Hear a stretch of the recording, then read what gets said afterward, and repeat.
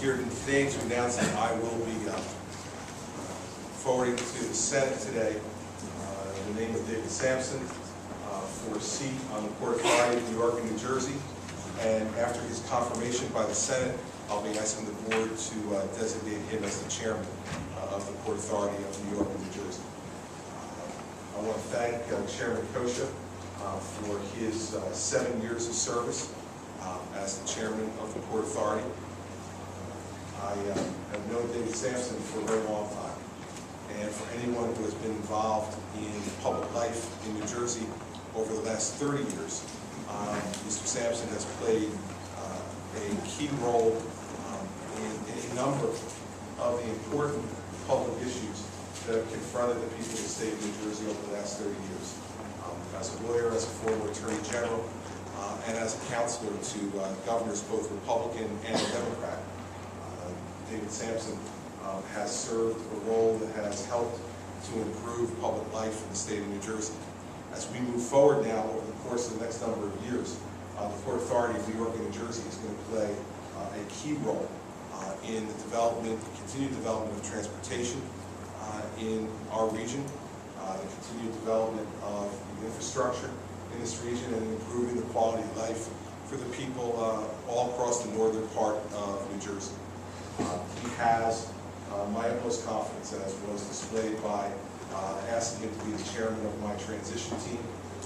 He acquitted his responsibilities in that role to both help assemble the cabinet and senior staff, and to advise me on a number of the issues which came up during the transition in a way that was extraordinarily helpful to me.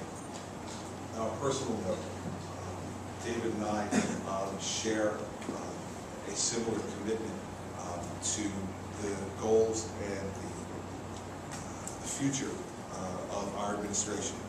And I am thrilled that after so many years of serving the state in various different capacities, he's willing to accept this moment of service as well. And so we will forward the nomination to the Senate today. I would urge them, given the important matters that are from the Port Authority, and given all of them having fairly extensive knowledge of Mr. Sampson and his career, that we get swift hearings before the Senate Judiciary Committee and a swift confirmation from the Senate, so that Mr. Sampson can be there to help steward a number of the really important projects that need to be done, and to be the voice of this administration, along with Senator Barone, for the important things that we're going to need to get done. Getting the Bayland Bridge project, now that it is funded, to completion before 2014, when the Panama Canal will open to the new group of super tankers, shippers that will be going through there, dealing with the issues of development of the World Trade Center site, dealing with the issues that are going to come up regarding infrastructure here in the state of New Jersey. So I would urge the Senate, given his extensive background, his impeccable record, and the fact that they all know him, they know him having served in Democratic and Republican administrations, that they give him swift consideration and confirmation of his post. So I'm going to introduce Mr. Sampson for some remarks, and then I'll come back to take your questions. Thank you, David. This is a great honor, and Governor, I thank you for thinking of me on this. Next year, the Port Authority will celebrate its 90th year in existence. And over the last 90 years, the Port Authority has been the leader and the preeminent regional authority in this country when it comes to commerce, port facilities, transportation, and economic development. It's conducted its business over that period of time in a highly professional manner, without the influence of local politics, and without the taint of any ethical scandals. It's the paragon of how an independent authority charged with this kind of responsibility should be run. I also understand that in running this sort of authority and meeting its responsibilities, that the authority needs to be accountable and its actions need to be transparent. We're moving people and commercial goods through tunnels and through airport facilities. through our port facilities and across bridges. We need to do that in a way that's safe and keeps in mind the threats to the homeland. And in that regard, if my nomination is confirmed by the Senate, it would be my intention to increase the authority's resources and amp up its efforts to deal with homeland security agencies at the federal, state, and local levels.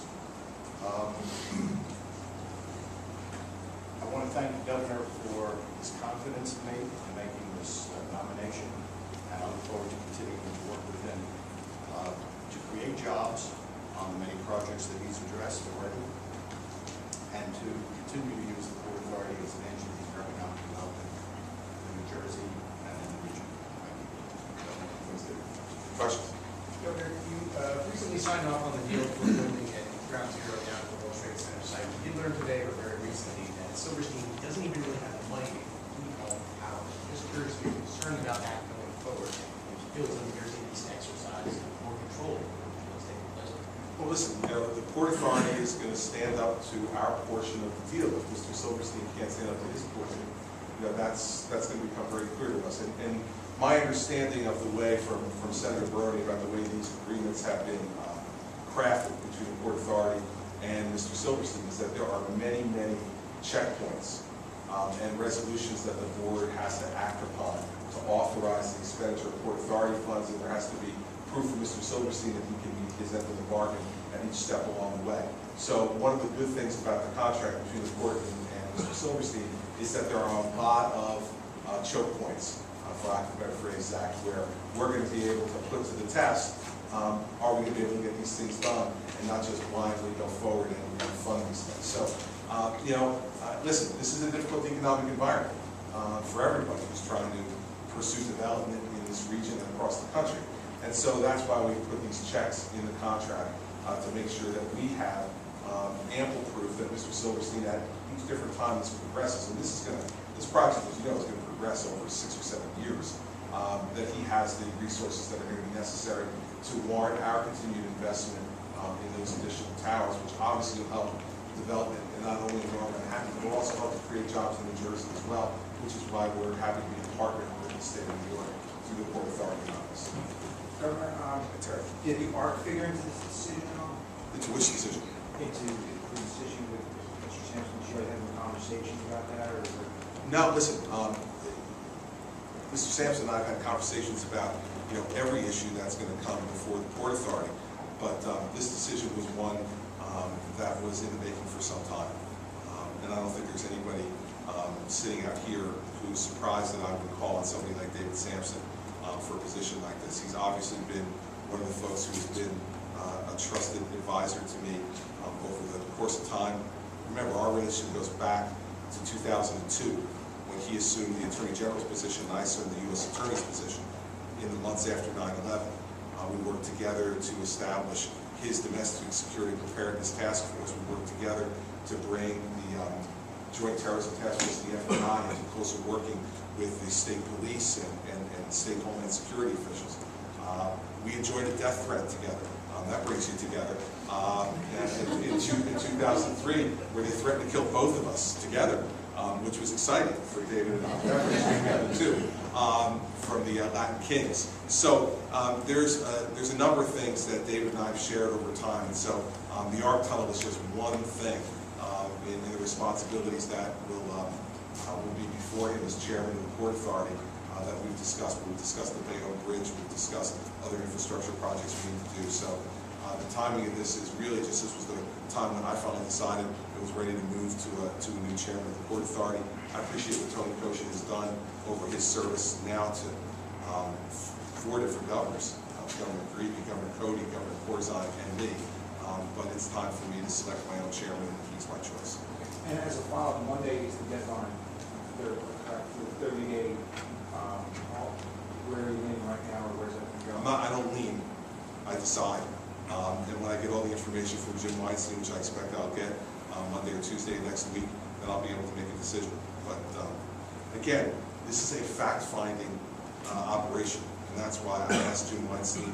He's had meetings at the Federal Transit administration down in Washington. He's continued to gather information for me, and early part of next week, Mr. VID00008 and I will meet, and he'll tell me what he's found, and then I'll have to make a decision. And, you know, I'm not pre-deciding any of that. I want to see what the answers he gets from me are on the facts.